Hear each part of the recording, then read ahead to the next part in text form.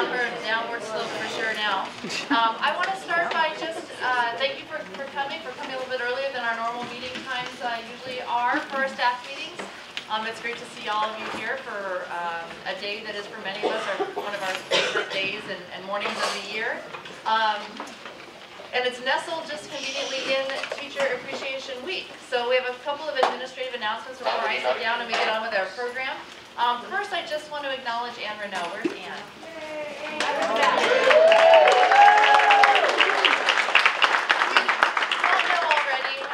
Has been very ill for the better part of 2 weeks, and so Anne has been holding down the fort here in the library, which is a lot to hold down. So I just want to appreciate Anne for hosting us this morning, and in absentia Heather, but also for your extraordinary efforts over the last couple of weeks, Anne. And then I want to make sure that I give a couple of moments to Kelly and the Bell Schedule Committee. We are conducting our vote today on the tweak to the proposed schedule, or to tweak to the current schedule. Proposed tweak to the current schedule. What those ballots have to be in today, we're hoping to get most of them in right now at the meeting. There are some people who can't be here for planned absences or illnesses, and we're tracking those ballots down also, but we need those in. As you know, a non-vote is a no vote. So I know we have some envelopes up here that need to get into people's hands, and I'll let them say a couple things about the vote. We just have to do this again to make sure everybody's clear.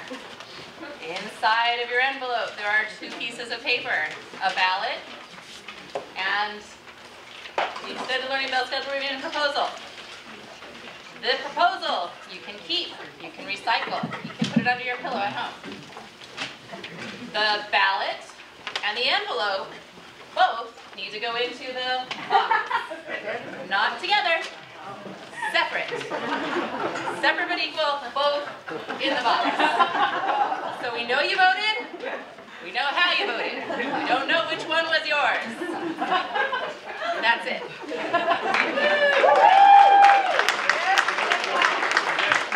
Okay, thank you for helping us get all of those in today so we know what the staff wants. A couple more announcements from me. I want to let you know that because this morning is an unusual faculty meeting, we'll be recognizing 2 superheroes of the month next month, our final faculty meeting. We do have a June faculty meeting, which we normally have not, since they are now at the beginning of the month, not the end of the month. So we do have one more meeting this year. And in the spirit of Teacher Appreciation Week, I want to make sure you saw the email yesterday. There'll be cake served in the Greek tomorrow, courtesy of the administrative team and leadership. There'll be some signage up. And you should be getting some appreciation. We've invited students, staff, parents to take a moment during this week to appreciate you. And I think it's nice always to appreciate one another. We do a good job of that at DP, but sometimes you're thinking something, you want to share something with somebody, and just that little nudge of that half sheet that invites you to do it helps a lot of good things that are otherwise just in your head get out there and get to a person who deserves some good recognition. So if you don't have one of those blue and yellow half sheets, maybe Chris Jones can hold the sample right there, I see it on his lap. Raise your hand and we'll get you a little pair of blue and gold half sheets. Marietta, can you help me with that? Yeah, Bill has them. Okay, great. Bill and Robin can help you. Just raise your hand so you can get those. And today or tomorrow or sometime in the next couple of days, take a moment. I invite you to take a moment to fill those out. And continuing with the theme of appreciation, I so appreciate our PTSA. We have a uniquely supportive and robust PTSA that supports teachers, other staff, and students in ways that are really extraordinary. I am especially appreciative of the Honorary Service Awards Committee because they do such a gracious job recognizing people and involving us and recognizing the people that we really think have gone above and beyond in acts of service to our school community. And so without any further ado, it's my pleasure to introduce Rochelle Ringer. Woohoo! Kick us off.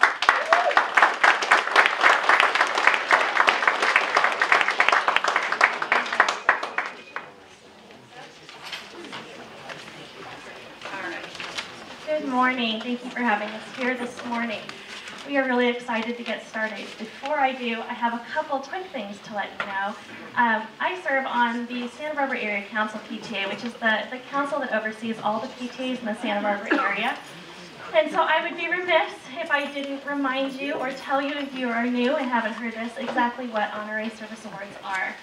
And the Honorary Service Awards it's a part of a national PTA program to recognize teachers, parents, and community volunteers for the extraordinary work that they put in at the schools, those things that they do that are above and beyond the call of duty.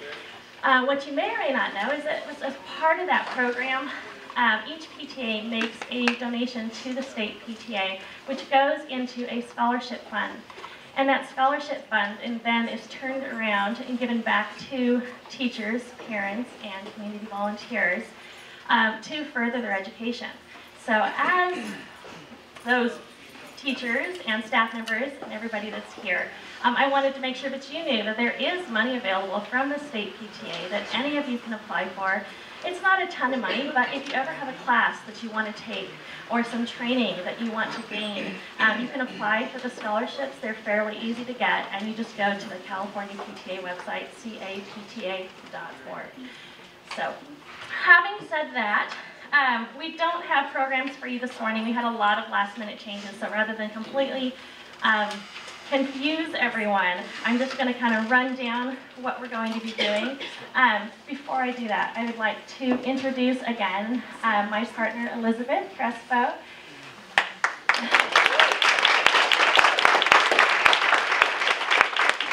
Elizabeth has been my partner in crime and done the bulk of the work, if I'm completely honest with you, for the Honorary Service Awards. So I really appreciate her help, and this is her last year helping with Honorary Service Awards. So we thank you for your time and service.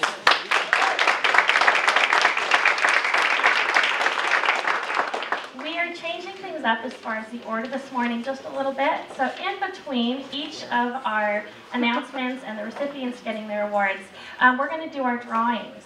So if I'm hoping everyone got their name in there, but in between, the students will be coming up and doing a drawing for some prizes.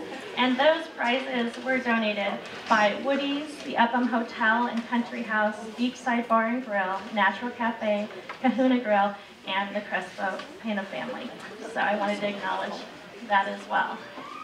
Okay, without further ado then, I'm going to turn the mic over to our first presenters. There you are, Amir and Emily, if you can come on up.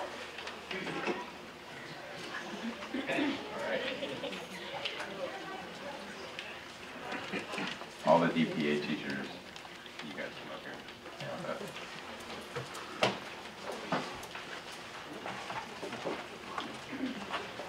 All right. The year was 2007, and I decided that I would write a grant to the state of California for $3 million. And I was awarded that grant, but the trick was it was a matching grant, and I had to figure out how to raise $3 million to match that grant. And so who did I turn to help me raise that money? The district office. Yeah. That's not what happened. That's not the plan. You don't go to the district office. That's not where I went. Where I went was I went to my parents. I went to my parent group, that people that have been supporting me, and I sent out a letter. I sent a letter home, and I said, I was really excited. I don't remember the letter, but it was about a page long, and I explained that I had been awarded this grant and that we had the potential to transform our community by building a facility for the Pueblos Engineering Academy. And I invited parents to come to my classroom and hear me talk about it. And my sales pitch was, we're halfway there. That's how I felt. I was like, I got $3 million, I raised $3 million more, we're halfway there. So the parents came to this meeting and they listened to me, they heard me out. I passed out a copy of the grant, they went through it, they read it, they said they'd come back and talk again in a week. We set up another meeting where we had to give people time to reflect. And then some parents started to say, well, who's going to lead this thing? And Sandy Seal. Come up here, Sandy.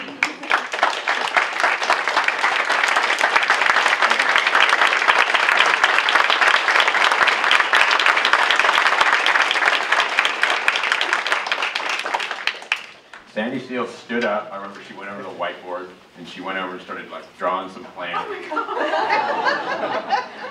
God. She thought they were surfing right now. So Sandy Seal volunteered to really step up with all of these parents and lead the charge from nothing, following a dream of we're halfway there, to help raise this $3 million.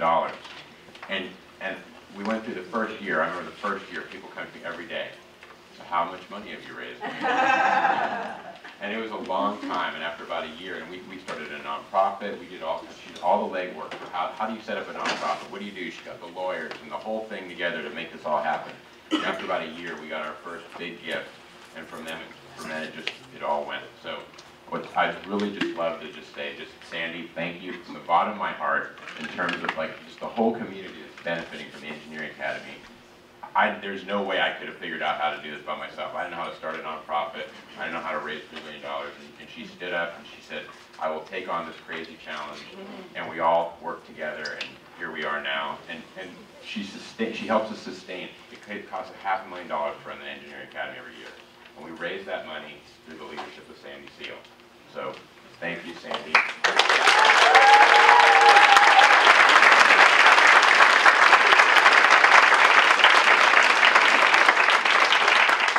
Well, I'm going to be really quick because I remember that letter so clearly.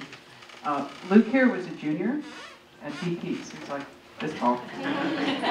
And he came up one day and he said, my teacher wants you to come to a meeting. And he handed me a sheet of paper and it was like all caps. Okay. So, and the rest of the story you know from Amir. And it's really been the ride of a lifetime. I can't say enough. These guys are the best.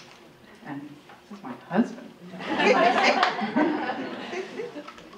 So we're honoring 2 folks from our foundation, and so Emily's going to introduce the other one. So the other one is actually Gary Simpson, who is on FaceTime right now because he's traveling.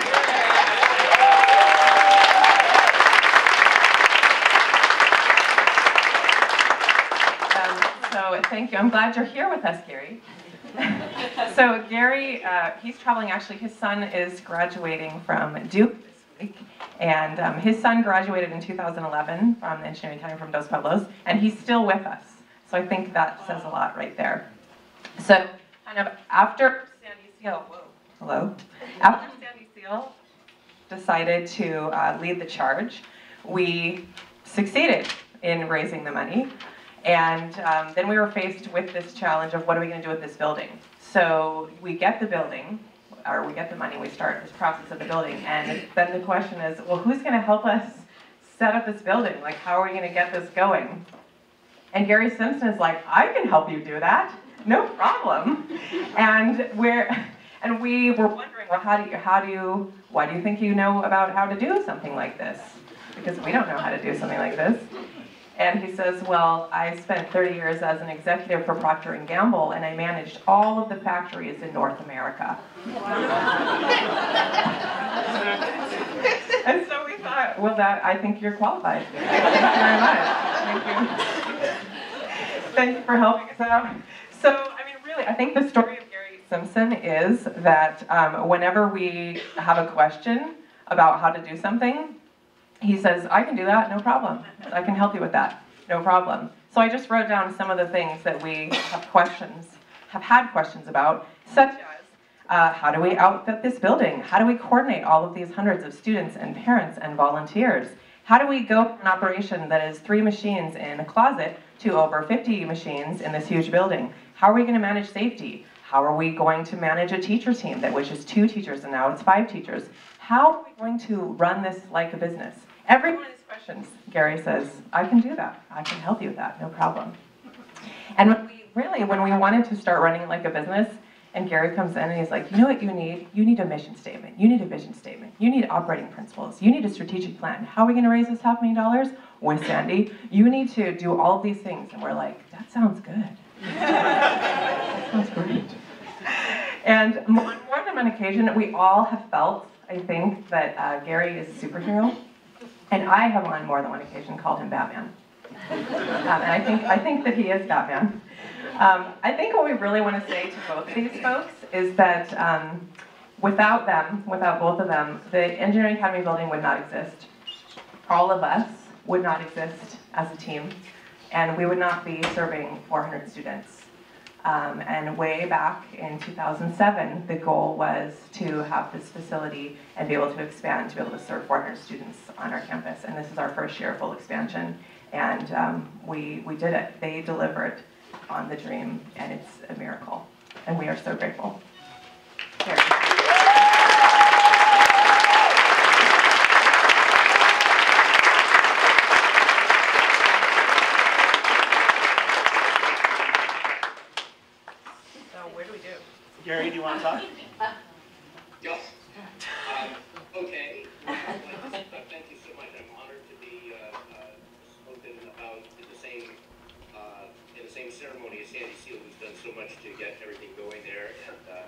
I'll just say it's been a pleasure. I love the people I work with there, the students and the teachers, and I think it's just a great team effort by everybody, and we couldn't do it without that kind of support. So thank you all very much.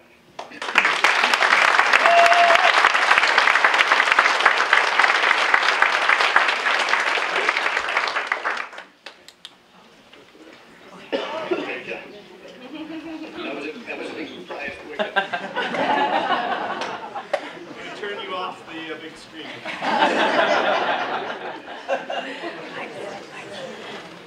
So the next part of the Honorary Service Awards, if you didn't notice, is that all of our recipients are invited to attend another reception at the Santa Barbara County Schools later in the month, where all of the recipients in the Santa Barbara area will be again honored, including having some of the district employees and everything there. Our next presenter this morning is Scott. There it is. We're going to do our raffle first.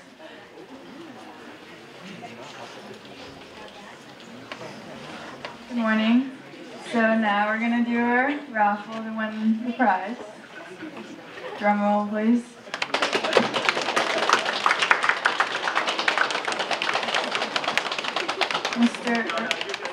Mrs. Cable, could you raise your hand, please?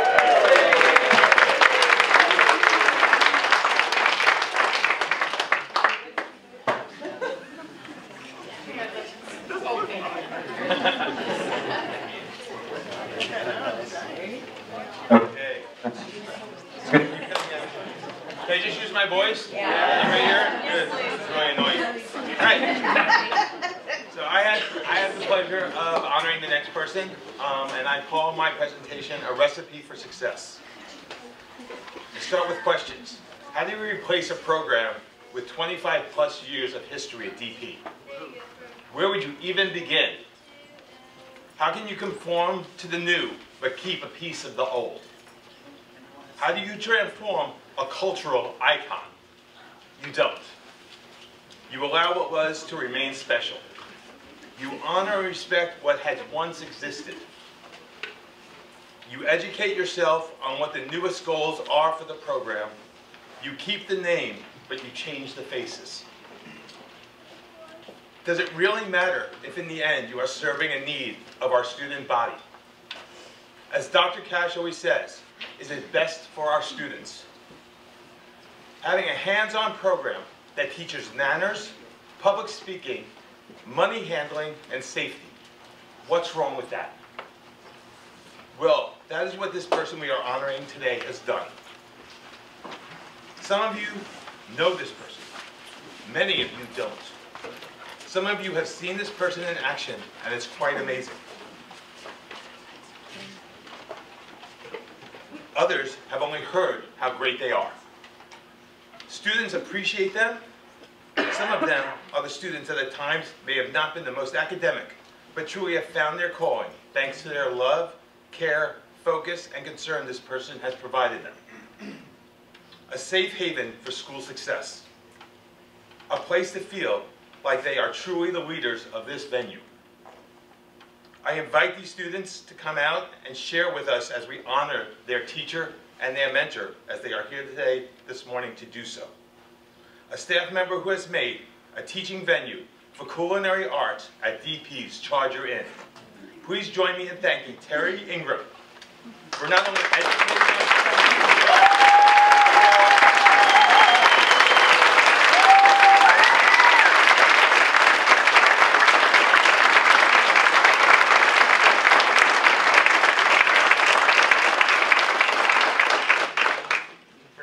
educating our students on the job with our campus, but also filling our tummies with some great, yummy recipes.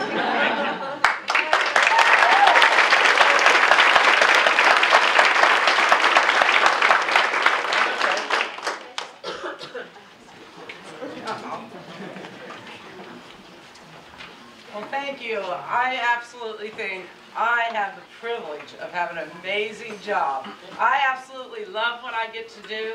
I love being able to work with these ladies and gentlemen and teach them a little bit of what I know. So thank y'all, and thank everybody that comes to the Charger Inn and supports us.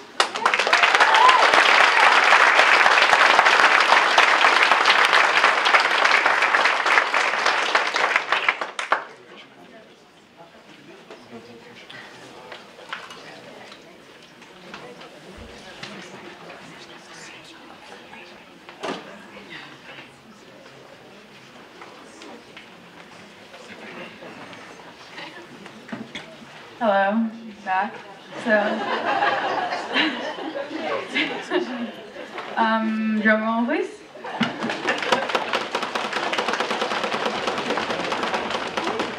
Kevin McKee.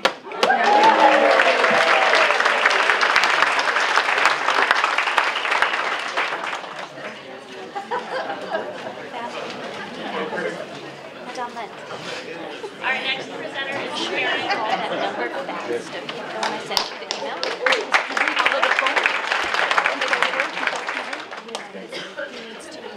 Okay, good morning.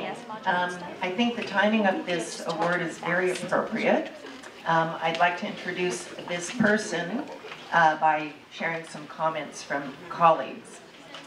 We are very lucky to have this person on our campus as an incredible teacher, a leader willing to take responsibilities, and a professional educator who makes a difference for all of us on a daily basis. This person is an amazing team leader and teacher. He is patient, thoughtful, and democratic, and makes sure that everybody has an opportunity to contribute and have their voices heard. This person's magic is grounded in his sense of adventure, his work ethic, his fair-mindedness, in his love for his family, and in his passion for learning and teaching. Working with this person is a pleasure because he not only finds value in the task, but also in the people involved, whether they be students or peers. He hears voices in a good way, listening closely to the ideas and concerns of others, and his vision for what the classroom should be is clear.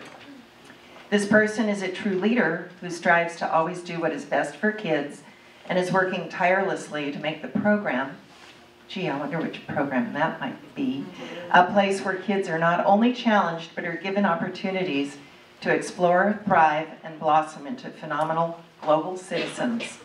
Students are always telling me how much they appreciate just how much this person cares, not only about their education, but about their general well-being. He is an unwavering support system to all of us at DP, and we are so lucky to have him. This person is a dedicated leader, has laser focus, is compassionate, asks and it will be done, is athletic, a family man, dedicated husband and father. This person is this person is a true leader who strives to always do what is best for kids and is working tirelessly to make the program a place where kids are not only challenged, but are given opportunities to explore, thrive, and blossom into phenomenal global citizens. Students are always, did I already read that? Yeah. Okay, sorry, I cut and pasted and it got on there twice. This person is a strong role model and example for his students. He embodies all of the ideals of the learner profile, qualities we strive to help our students develop. He is an inquirer, he is knowledgeable, a thinker, strong communicator, principled, open-minded, caring, a risk taker, balanced, and reflective. A couple of things students have said. This person has made 20th century warfare the most interesting history class I've ever taken. His ability to draw implications is really impressive and helps us as students not only acquire information, but apply it to our lives and society.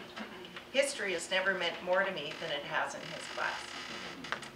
This person is a very dedicated and hardworking teacher. His enthusiasm, dedication, and sincerity is apparent to all of his students and is much appreciated. He dedicates hours of hard work to make sure that we all understand the material in his history classes while still trying to limit the workload because he respects our personal lives. His classes are interesting and fun. He has worked much too hard to make sure that the IB program runs smoothly and to expand it. I cannot think of a more worthy candidate. I was the IB coordinator here at DP for 10 years. Have you ever wondered what an IB coordinator does? Here are just a few things. We don't have time. Parent presentations, student presentations, regular meetings with students and faculty, board presentations. You haven't lived until you have had to do a board presentation. Gate Parent Night, Santa Barbara School District showcases, open house, ongoing school website updates, regular meetings with administration, coordinating master scheduling of the program, facilitating and coordinating the 5-year program review, letters of recommendation, exam registration, exam coordination, coordination of proctors, invigilation of exams, issue of results to universities, analysis of results, distribution of publications, updates on course guides, coordinating teacher training workshops, researching college admission statistics, following up with IB alumni, coordinating the online upload of assessments, organize and internationally ship materials worldwide, recruit students, oversee the program application process, senior awards night, CAS coordinator, and on, too many responsibilities to list here.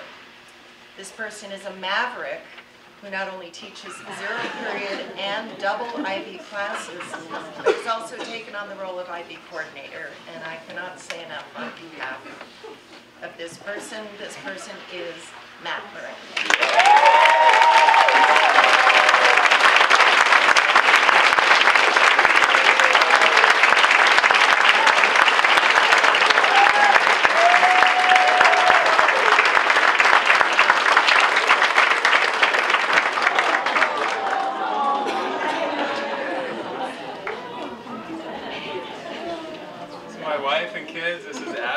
And Lincoln and Amber.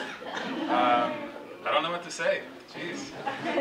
Thank you, Karen. That was incredible. I think that this is an amazing place to work, and you are all amazing, and all of those jobs and responsibilities and duties are just part of making DP a great place. So thank you.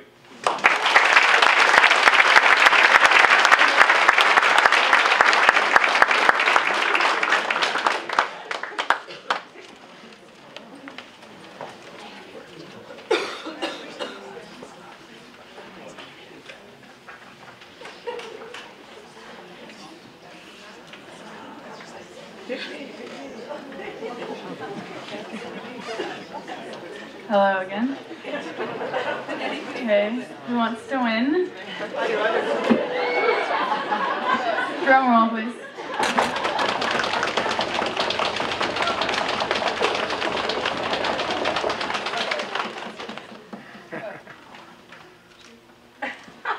Roxanne Garza. She's working hard. Cooking.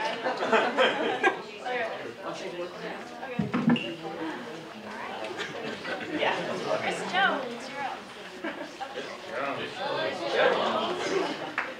All right. Good time. So when they first asked me to give an award, I said, suckers. Once again. So this one I'm going to do maybe just, I had a second thought too, which I'll get to later, but I thought maybe I'd do this one just a little bit differently. So I think I'm just going to call the person up, and we're going to have a little question and answer session. And if they don't answer quickly enough, then we go to the second tier of questions, which are a little more personal. Okay, so we're going to be presenting this Honorary Service Award to Annette Jorgensen.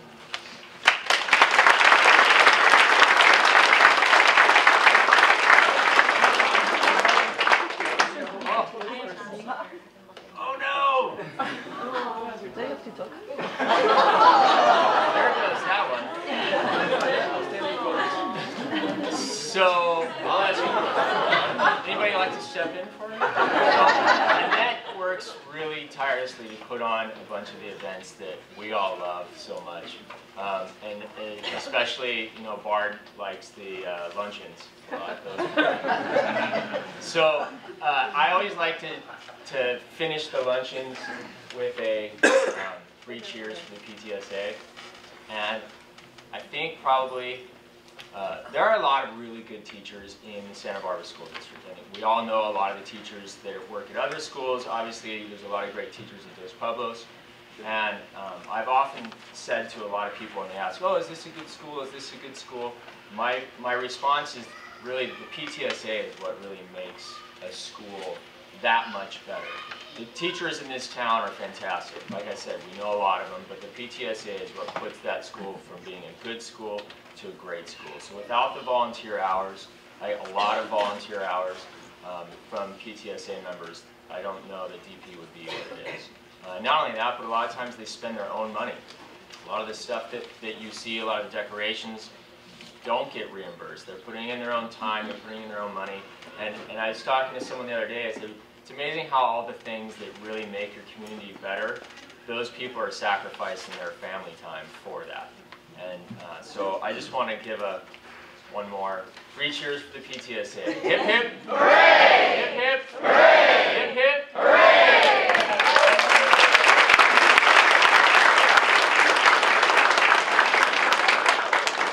We'll make sure that her award gets to her.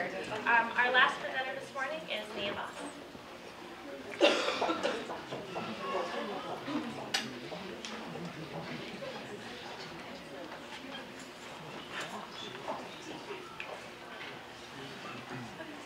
Good morning. I've been excited about this all morning long, just to honor this person. And I'm going to start off with a few little facts. I've actually known this person for quite a long time, but it's one of the few people here at DP that I actually didn't meet in the field of education. So I'm going to start off and just tell you that you might not know, but this person was a DP alum and one of our DP cheerleaders. This person was also on the DP swim team. And this person blew me away just as an educator and just a community member. And when I met this person, she was just starting off in student teaching. And to have seen her blossom and see who she's become as a person now is just unbelievable. And the most fun fact I'm going to tell you is not only is she an amazing teacher, she also rescues vegetables. And she cares deeply about our health and our nutrition and our well-being. And she's that quiet, unsung hero that does so much for our school that it's my pleasure to nominate Monica Scafidi.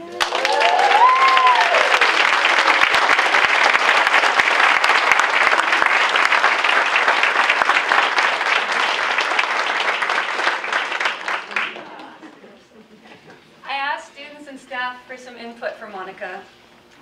And the first part I asked them, as I said, I wanted Jess.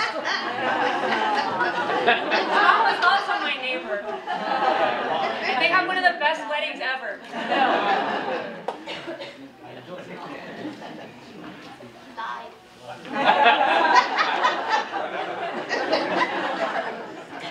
Single words started off. I asked for staff and students. Give me just one word that comes to mind. Kind and honest. Genuine.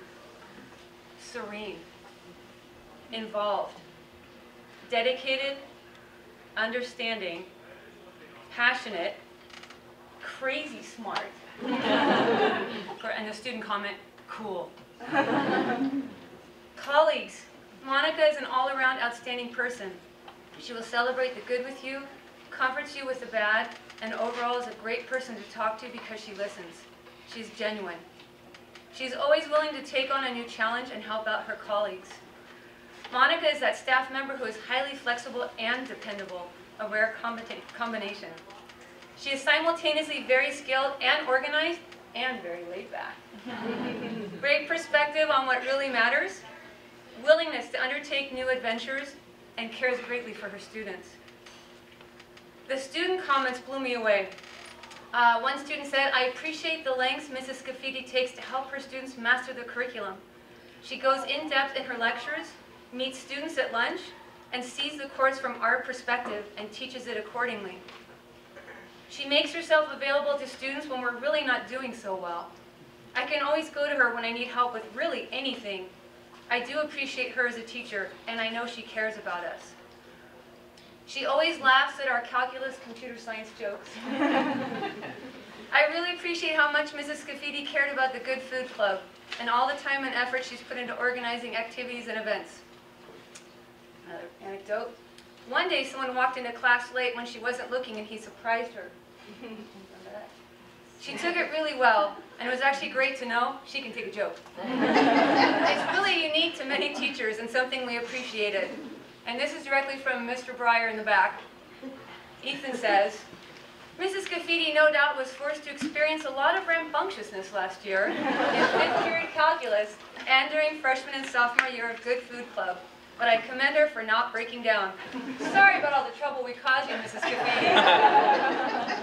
Thank you.